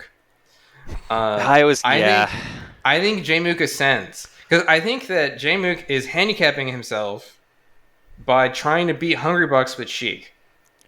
I'll say it. I think he's going to beat Hungrybox with Sheik one time in 2023. He's going to do it, and maybe he even gets his solo Sheik major. And then he goes his final form, which is the Green Fox. Yes. Have you guys have seen that? Have you guys seen that shit? It's insane. It's so insane. fucked good. He's gonna go 99-0 against Hungrybox once he starts using that shit. He's gonna be the most dominant player of all time. He's doing it for the Sheik mains. I do think that the thing is he beat HBox already with Sheik. Come on. Yeah. HBox He beat didn't have Xbox water. literally He walked gave up him to me false and he was hope. like, That doesn't count. "Wait, do you have water?" He gave him false hope. He's not switching. If only, No, if dude. only he were a commentator, he would have had all the water he needed. Yeah, you guys were drinking that shit. Guzzling it down. You're like, "Oh, I got some dirt on my shoe. Let me pour an entire water bottle on it." Yeah, no. HBox knows this is what Crunch does, is that he calculates like how much HBox can lose and still be good. So like Crunch is, that's why he's called Crunch. He's crunching the numbers. He comes back. He says, "Juan, I've been in the lab, and I think that what you can do is that you can win 3 more sets versus Jmook before you have to lose one. Otherwise, he'll go Fox, and that's not going to work for us." And then HBox goes, "Thank you, Lewis," and then he has a couple more game 5s, and then he ends up, "Oh, it's a heartbreaker," and it happens at like Summit or something, so we all care a lot.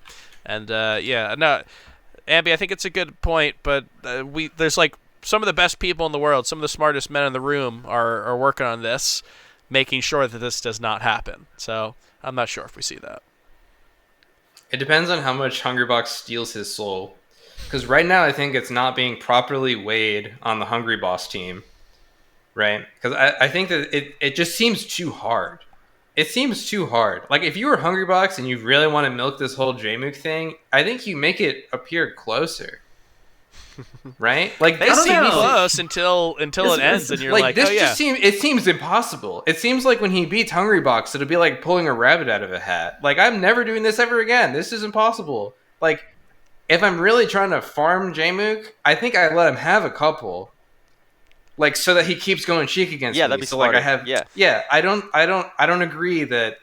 Yeah, so that's what I think. I He think might they have just- correctly- do this in SoCal. He might have assessed that Jmook succeeds in every single thing he's done. So he might be like, "Yeah, why wouldn't I be able to beat HBox with Sheik? I can play the guitar with my feet, and I have perfect pitch, and I whistle and birds land on me." Like, have you seen Jmook stream? The most fucked part is that he's funny too. It's like, it'd be great if he had no comedic timing, but he's actually charming and funny and great. Likeable, yeah. I hate that guy. I will say I would regret it forever if we were talking about breakout picks that aren't currently top 100. and I did not mention my two favorite international breakout picks, as hammed up as it is. I think Kingu and Ingen. No, Kingu has are both no chance. Excellent. Kingu cannot make top 100 until Kingu gets in the gym and bulks up like I did. You saw that picture. Kingu, unfortunately, there's an 18 or older. You must This is the top 100. There's an age limit to it. I've always been a Kingu believer. Make it. I want to see Kingu and I know that they're going to be legally allowed to go to Fate. That's sick. That's and a big one. Yeah. I know that the UK has generally gone out to get on my level. I want to see Kingu. I want to see Ingen. There's a Marth that I was thinking about before I gotta say, Unsure was a pick, man. Even if I'm wrong, I think he's really good, but I think he's pretty far off from everyone else we mentioned. Whatever. Anoka, I was leaving this open for you just in case you might have said it, because I didn't want to steal one, ironically, as I stole Azel. I honestly think that, speaking of people who are now legally allowed to go to stuff, I believe Kikaho is getting into his 20s. I would not be surprised if we see Kikaho traveling to see him do well. He's always done really well at Shine because he lives in that area. Always does really well at locals. And you're telling me a Marth who does well and can get some good wins is, I think that type of person gets top 100, right? We've tended to see a pretty long history of Marths who are able to beat people who get at top 100. Yeah, I think Kikaho is quite strong. The only thing with him is just it's a question of travel and commitment to it. I think he does really well against strong players when they come see him, when they come to Connecticut, and he did pretty well at Shine. I just don't know what his plan is with melee and how he plans to expand, or if he's kind of happy where he is. That's it with him. I think when I did my 10 breakout picks column in 2022 or something, Kikaho was one of the names I mentioned. He's good. So how about this? Let's move on from breakout players, because we mentioned a bunch. And honestly, I could sit here drop all day. off players. I could sit here all day and go yes. Actually, I think this player's good. Let's talk a little more broad and what do we see happening in Melee? If you want to give me. Okay, so what happened in 2020 is Umso won a major, which I'm not sure if a lot of us were predicting. Jmoot got second at the first major of the year. Panda exploded. There's a lot of stuff that was really hard to predict here. So when you think of stuff that's going to happen in 2023, really use this year as context for what's happening, because I think the sky's the limit here. Yeah, God, I think that okay, ready? I think that Blur's gonna wise up, and Blur's gonna quit Melee. You're insane. You're insane. I was thinking it's the most unhinged thing I could say. I could see Blur dying before he leaves Melee. Blur gets 3 top 100 wins this year. Blur's gonna quit Melee. He's gonna get buff. He's gonna learn a different language, and he's gonna live in Portugal, and everyone's just be like, God. What do we do now that Blur's gone? Blur left? It's like when dogs start to run out of the house, and it's like, oh, is there an earthquake coming? That would be the end of it. I have more I guess goals, aspirational, vision goals. For me, I would like to ban all Goom waves and most of the box controllers. I'd like to get that done first quarter. I did promise I would do that. Second of all, I really think that there is a way that we get a very popular pop star into Melee. If the 21 Pilots are Hugo fans, we've got to have somebody. I can get Caroline Polacek into Melee. I really Let's do a Lipa up to. We can, No, that's the Greater Albania. We do not touch that. No. I don't believe that Kosovo exists. Kathanas. Yeah, we can't get that one done. What else happens? Yeah, no, I said Blur 3 top 100 wins. Let me see. I think we have a Smash powerlifting meet somehow. I think Ludwig is going to get excited about hitting 1,000 pounds, and he's going to hold some online thing, and that's going to be our next crossover, so we're going to have to work on that. I think Edwin is going to win that. He's going to get buff, and that is the That would be answer. the funniest thing of all time. That would be so good. Edwin shows up. Yeah.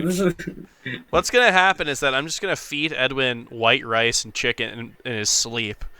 That way he can bulk effectively. Gonna wake up with like broccoli all over you. I can gain weight. I don't know about being strong or weightlifting or any of that. I do. I'm ready for this. What else happens? I don't know. Ambi, take it from there. Yeah, I mean, so a lot of these questions, I'm kind of shamelessly stealing my answers written down for these questions for something different. Oh, I forgot. But I guess I'll steal one of those and then rewrite it later. I think 2023 is the year Pokimane wears the Melee Stats hat. Well, yeah, I don't actually think think that's that crazy, so that's why I didn't say. Right, so maybe that's like a pretty easy one, but I think Wheat works his magic in 2023, and it gets done one way or the other. Okay, I don't like the way that was phrased. All right, well, let me think. I will lose to a mid-tier in SoCal and then stop going to Verdugo. Shoutouts to Beach Bum. He's ready. Yeah, I don't know. I guess on a more serious note, I think that there will be tournaments, and that feels like a little bit unserious thing to say, but I think that's I guess in question about like what the future holds for majors, for the scene's relationship with Nintendo, so on and so forth. And I think it will be okay is my prediction. I think that perhaps the panic about events not happening in 2023 will probably end up being mostly hysteria, but I could be wrong about this, and that would be terrible. But I think it'll be okay. I think it'll work out. There might be some fuckery in general, but I think that the scene will persevere, and we'll have another top 100 next year. That's what I think. Woo. Edwin B. Okay, I'll give a serious answer, and then I'll give I guess they're both kind of serious answers. The first one I'll say is that I think Slippy Ranked will be really big, and I think that we're gonna see like someone who's not no, but like the full public release of like a free release of it or whatever. I think someone will like. It'll be kind of similar to the Reeds in the sense that like I think someone who is just known for streaming Ranked and like grinding the hell out of Ranked as an entertainer will make it. I don't think it'll be one of the established streamers like Mango or HBox. I don't even think Bobby Big Balls will be it. I think it'll be someone like completely different, like totally random. Maybe not like Alex the Puff level random, but I think it'll be someone None who's of us just pick Alex. Yeah, it'll be someone think who will I'm not just going to like, anything, dude. Alex is like Alex never like go to a B tournament tier outside. level when it comes to obvious answers. It's not like saying Flash, but everyone. If you said Alex, everyone would go, yeah. No, it's like sorry to cut you off. I had a conversation with Dark Gen X at Summit at a tournament, and he was like, "What are your hot takes on this year's rankings?" And every single thing I said, he was like, "No, I think that too." And like I was like, so it's not really yeah. no, he would Dude, just. I said fucking We're herded. DZ for this question. Like He outdid me every single time. He was like, "I think Alex is going to be top 65," and I was like, I don't think that. And I was like, I top can't. 65. I don't really. I was like, I don't know what to say, and I was like, every single thing I was thinking, I was like bumping up. So I was like, R is going to be top 30, and he's like, yeah, I see it. I'm like, fuck, dude, there's no way to get around this. I forgot why I brought that up now, but that seems similar to whatever you were saying, Edwin. Yeah, sort of. Okay, sorry. I was talking about Ranked, someone being like a 5,000 sub streamer just known for streaming Ranked or something. Like someone really big that we just like don't know, right? That's my first one. The second one, I think that Melee Stats will release a film in 2023. I think it will happen. We have 12 more months. I think it will eventually Timer resets. Yeah, we like literally have like we have like a draft. This is Like, awesome. We have more than one draft. Please dude. let me Yeah, just make clickbait. yeah. Make Well, let not me only- make low content not only do we videos. have like a video draft for something, it's like we have a lot of like pretty good scripts. Like we're like a starting point. Like we're in a good place. Like Yeah, I think maybe even like two videos. This is Maybe what. two. So, like, Edwin, I know that you're not as. I know you love Dream Theater, but you're not like in as much as in the like doomer indie circles as I am. And you hear people talk about stuff, and they're just like, They're like, yeah, dude, the Wrens actually have an album. It's coming out. And it's like, okay, you can Google stuff that says that would have been out 10 years ago. And their last album was 10 years before that. And it's like every single person is just it's for everything. They're talking about, like, yeah, I think Neutral Milk Hotel is going to release new stuff soon. Yeah. Oh, yeah, My Bloody Valentine. No, they actually said that they've got, like, 2 new albums. Like, this is something that every single person, you all fall into something when it comes to the indie scene. It doesn't even matter what it is. But, like, suddenly you're sipping, like, the Kool-Aid of, like, whatever indie, like, pop star there was. And then you're like, no, dude, Sky Ferreira is totally going to release the album of the year soon. And this is kind of what you're doing right here. Look, I'm just saying, I think in that spectrum, we're like, have a nice life, okay? I think that's kind of where we're I think at. it's good. I think what happened when Jay Electronica released his album wasn't that good. But before he released it and everyone didn't know that, everyone thought it was going to be really great. So I think we ride that. We got to make low quality content stuff. No. Just me being like, hey, here's what happened at the local. And it's like, I don't know. In this case, well, look, terrible, in this case, or we hire Cinnamon. We can make like a micro video, which is like 35 small videos appended to each other, like a WarioWare game. That'd be fun. Why are we're not doing so hard? We could try a lot. That's our whole thing, Chroma. I know, but everything. What if we barbelled it? We tried super hard, and then we really didn't try it all. And like I'm doing the not really try it all. Dude, I swear we're not that far off from it. Like I know this is this is us saying it. Like this is coming from the horse's mouth. But like I really think like it's possible. We can do it. We got the resources. We got Cinnamon who now who's now I'll clone Saba's Untitled's voice with AI. There's a new transformer architecture for voice cloning. I could use that. There's so much data for Save's voice. Cinnamon just said my thoughts. I can't believe you added Cinnamon. That was bad. I should not have. I don't know her like that. Yeah, dude, that's like a freaking rule in our Discord. It was a big rule. Yeah, you broke the rule in your I instantly broke the rule of not adding people. That was very poor form. Cinnamon was very nice about that, and that's why we have to have her make TikToks for us. We have to just. How did we get here? I'm lost, and I'm not even. I'm in these conversations. 2023 predictions. Questions for Chroma. Okay, so every single episode we ask our patrons if they have any questions that they want to ask our guests. Now we have a fun little repartee where I talk about, the question's really bad this week, or the question's really good. This one's on me. I didn't ask. I'm making a top 100 that supposedly people like, possibly. I did. Mango hasn't said anything on it yet. He seems to shit on things, so we'll see. No. The tide might change. But yeah, I've been busy and I forgot to ask any questions for Chroma. I believe, despite this, the real question superstars found their way. And question superstar SSB Seal, despite not even being asked, he saw through this and he did ask a question, which was, who do you think will overperform expectations at Genesis? I think that we kind of talked on that about the 2023 predictions. But if you want to speak on that maybe in a more concise manner about Genesis itself instead of a whole year, do you have anyone who you think is going to break out? SF. That's a good answer. Very true. SF been smoking people now. It's over. SF been collecting the Infinity Stones, as is Mikey. If they let Mikey play, I'm a little bit worried. Zane also says he's Diamond 1. Ipengu, I don't believe him. I need to see the long form rankings. No, it's so mean. In what direction? Do you think that's too high or too Wait, Edwin, it's definitely too high. There's no way Zane's Diamond 1. Did you say that was mean, Edwin? He said no way he's Diamond 1. That's Edwin, so I heard you say some stuff. I didn't believe it. This week, you said some stuff about not believing people that was way meaner.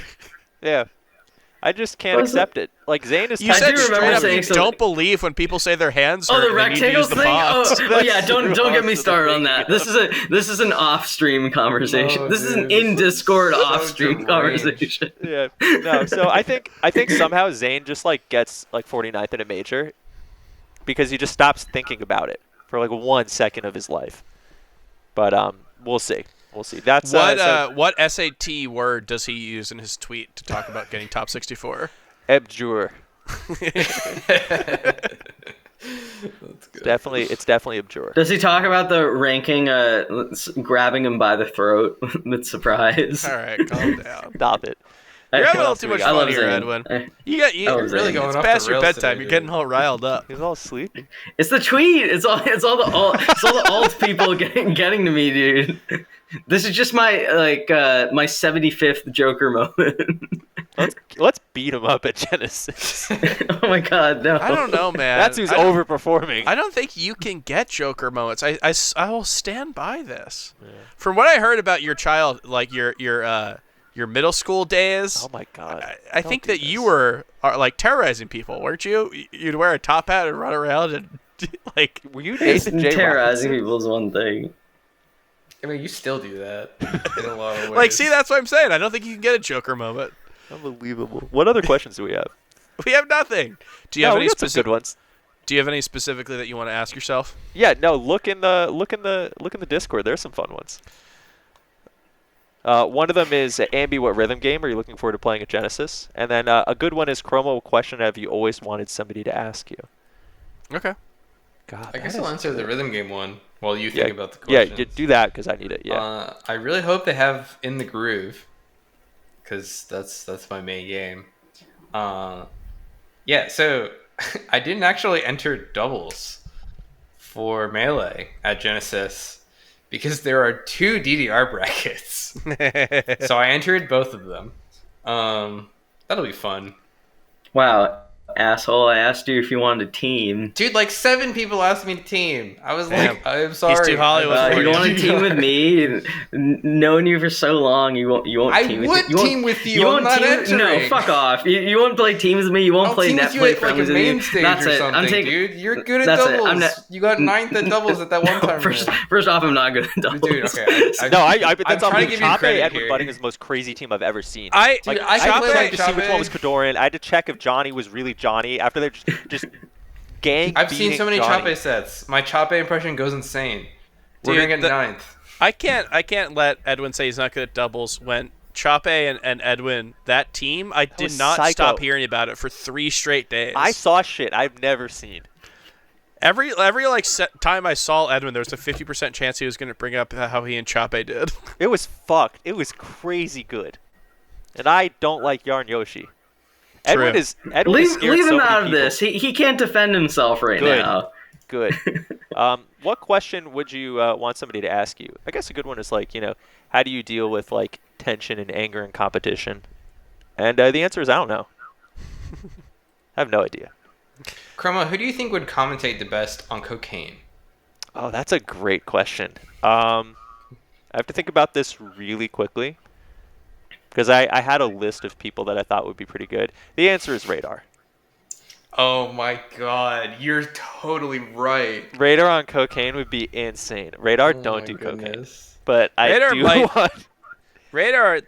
Radar on cocaine would be one of the best blocks of all time, and it would end with him either ousted from the community or in jail. I Radar's like do not I don't trust understand. the outcome of that to be good. Dude, the amount of Who's the best strays. partner? Who's the best partner for Radar on cocaine, given Ooh, that the partner is sober? it might be Bob Webb. Vish. Bob Money. It's Bob Buddy. That's Bob Money will sync with high rate, like with cocaine Radar, and we will get the most beautiful commentary we've ever seen. Bob Money's a great answer. It's like, God, if only we could have coked out Radar with sober Radar. Imagine. Dude, sober Radar would be so stressed out. Dude, I love when Radar responds to like someone on Twitter with like a very like mildly asked, but like He gets told to slightly kill himself all the time. slightly pressing, but still kind of like mildly worded question, and someone will just like completely lose it on Radar. It's like this feels disproportionate. Like I guess it's a little pressing. This feels kind of disproportionate. It just gets absolutely torn up in the quote retweets. Yeah, it's just like what? It's unreal. It does gotta not have feel him on again. earned. I think we talk about him too much to not have him on. Like, Yeah, we you gotta gotta have do the Radar decency. on. You have him on the show. How many times have we talked about that damn fruit tier list? He's wrong, by the way. He put I don't know, I've lemon been as cooking the with a lot. sole number one. I've Not been even cooking with a tied. lot of lemon lately.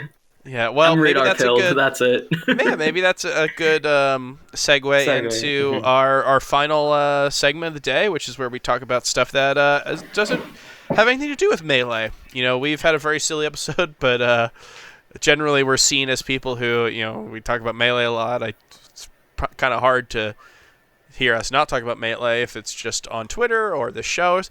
So we have a segment specifically devoted to kind of show what we are like outside of that. Officially unnamed, of course, but known to fans as Touching Grass. I will go first, not only to give you guys some time to think, but because I'm sure at least two of you have things that'll blow my entire year, entire 5 years out of the water.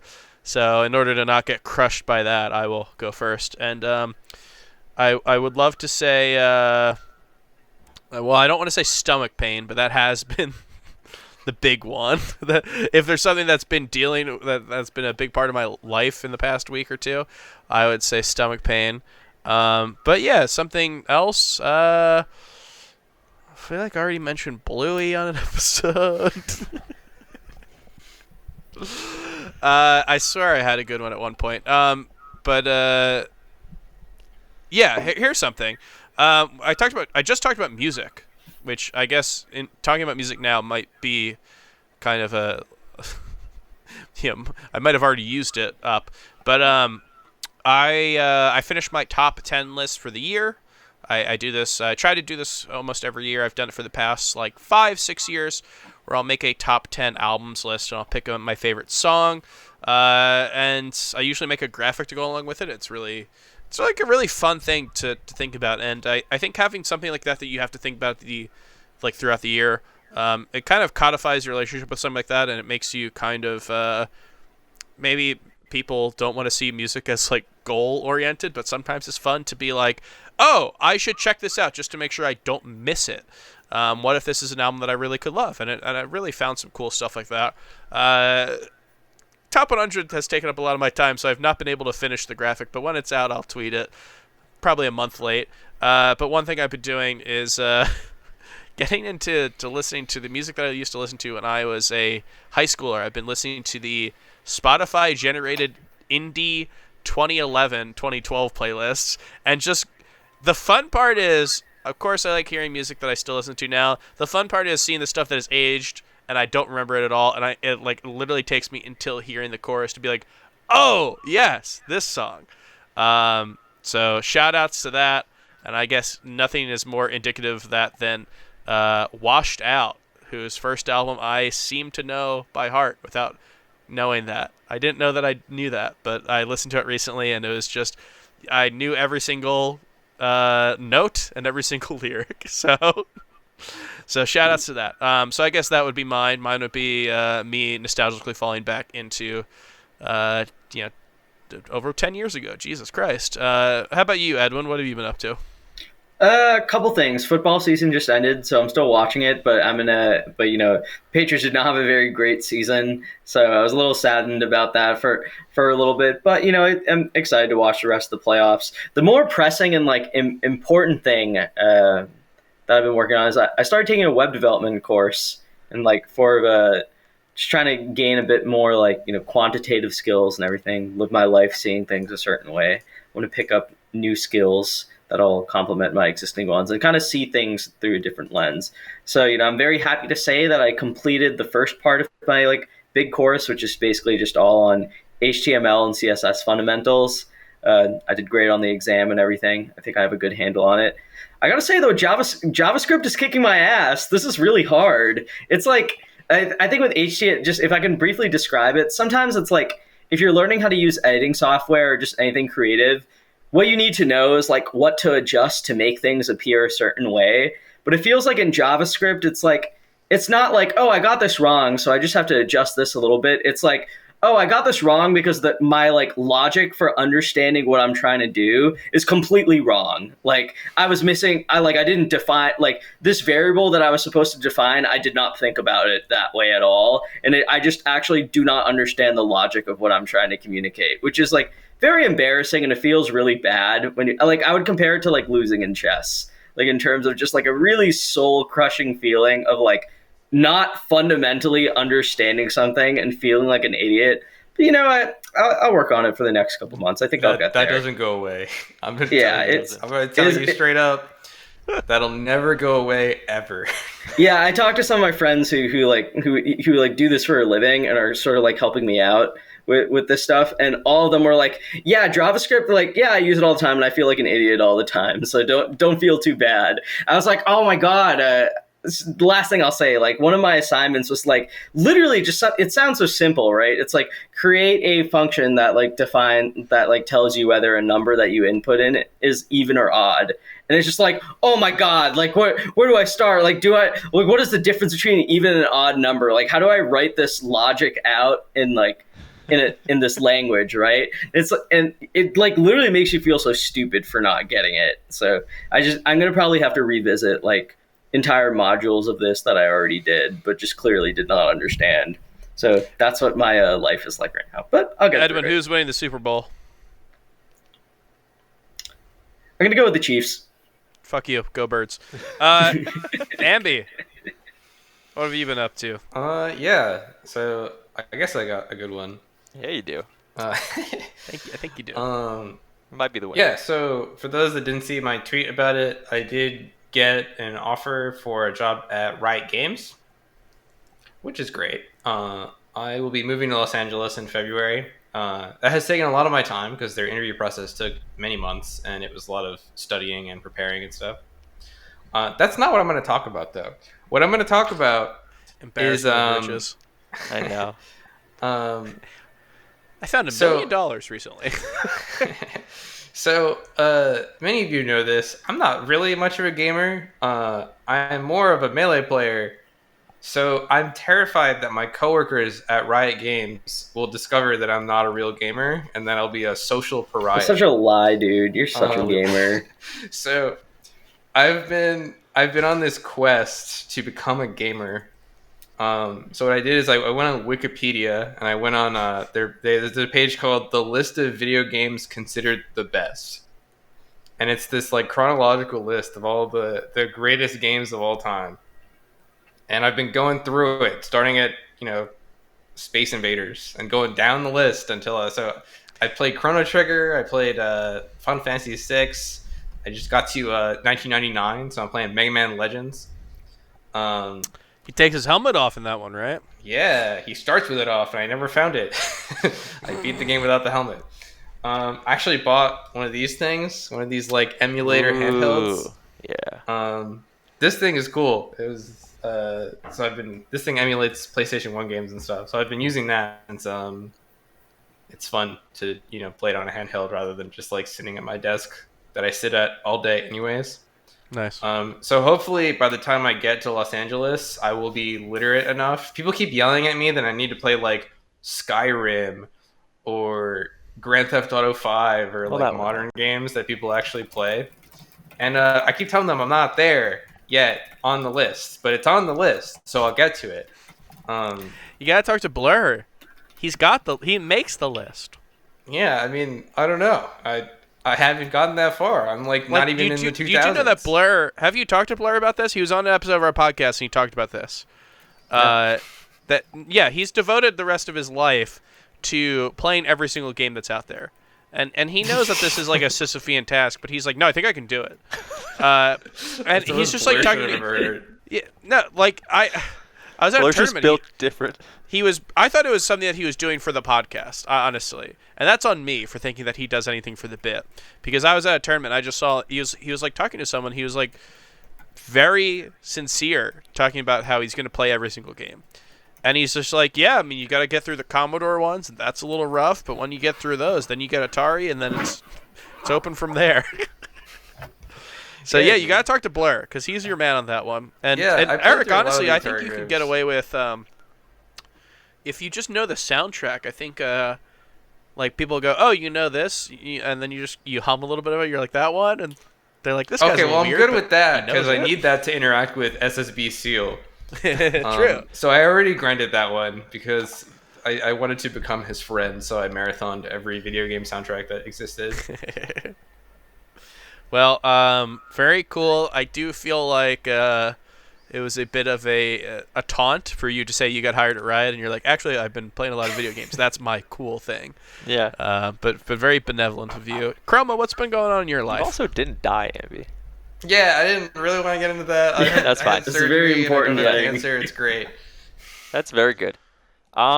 Yeah, I don't know. I've been enjoying working out again. It's always fun getting back in and just seeing how the lifts go. You know, things felt good.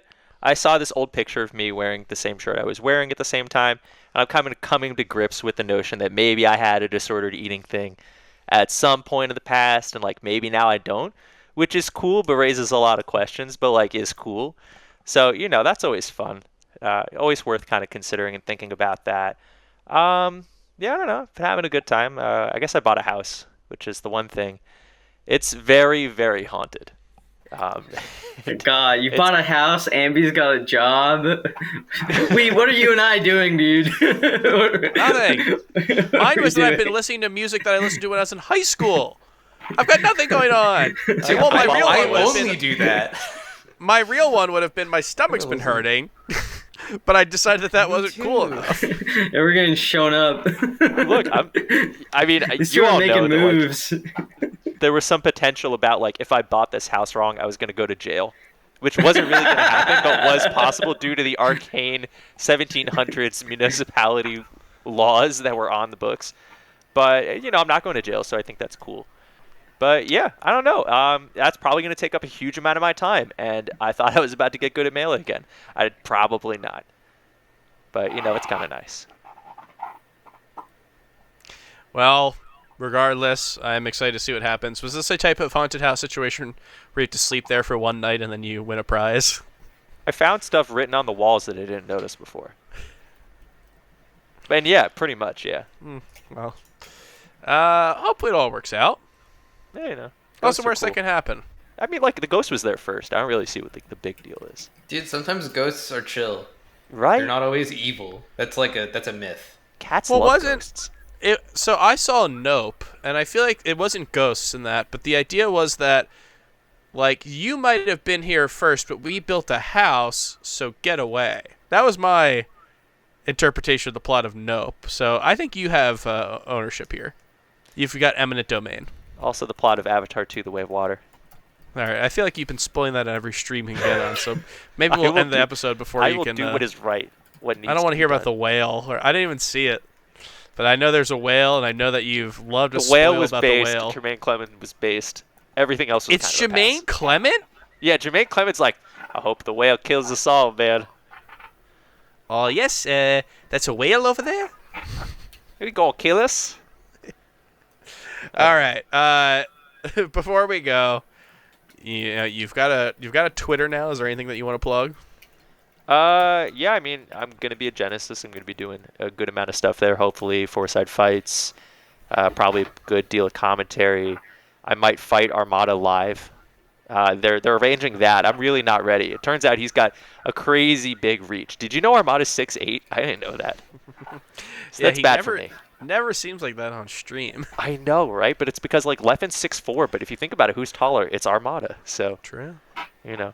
So that's, yeah, so do that. I don't know, like, Edwin's Letterbox, probably follow that. That would be pretty funny. Oh, God. What was the last thing I reviewed? You enable him so much. Yeah. This is like you're not the one who has to live with this. You're I coming know. over, you're riling up the kids before Yeah. bedtime, and then you leave. It's like Zane's dog. It's like I just take her out for nice, curated Exactly. trips, and I don't have to teach her how to sit. I don't like being compared to a dog. This feels insulting. Well, Dogs are referred great, to you as- Edwin. I was- on. I don't like my this. analogy was a baby or a child. I'm a That's human. better. I'm a human being. That one fits a lot better. Fits a lot better. Fuck off. It's got a lot of dog energy. Ambi has At cat least it's energy. human. You're getting closer. All right, before we all. Yeah, wait, you call me a cat all the time.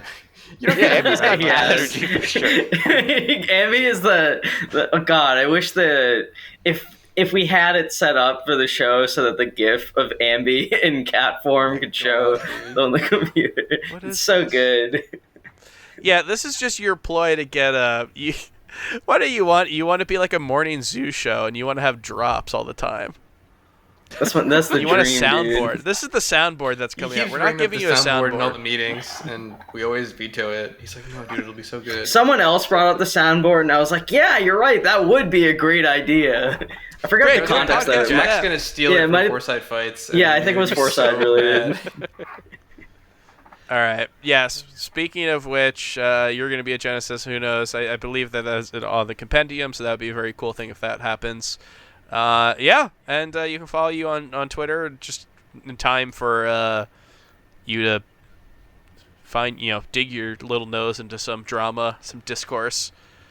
I'm like Wednesday Addams. It comes to me. I'm sure there's some prophecy, and I didn't do anything wrong. Okay.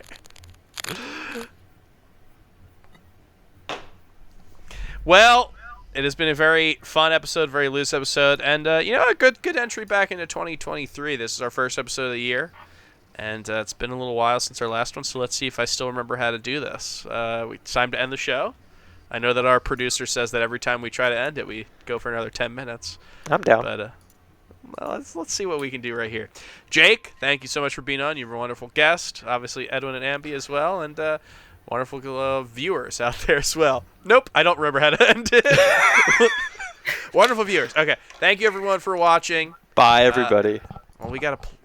Sure, we'll plug next episode. Bye, everybody. We'll see you guys next week. We're gonna be talking about Genesis. Good God. Bye.